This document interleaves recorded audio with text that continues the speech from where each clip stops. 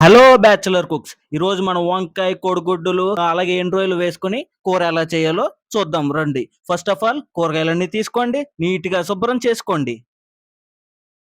ఇప్పుడు ఉల్లిపాయలు కట్ చేసుకొని పక్కన పెట్టుకోండి. వంకాయలు కట్ చేసుకొని పక్కన పెట్టుకోండి.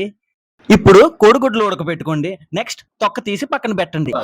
ఇప్పుడు ఒక బాండీ తీసుకోండి. దానిలో ఆయిల్ వేయండి, కరివేపాకు వేయండి, ఆనియన్స్ వేసుకోండి. అల్లం వెల్లుల్లి పేస్ట్ కూడా వేయండి. దాని తర్వాత టమాటా వేయండి. అలాగే నెక్స్ట్ ఏం చేస్తారంటే వంకాయ ముక్కలు కూడా వేసుకోండి. ఇప్పుడు ఇంకొక పాత్ర తీసుకోండి. మీరేం చేయాలంటే ఆయిల్ వేసుకోండి.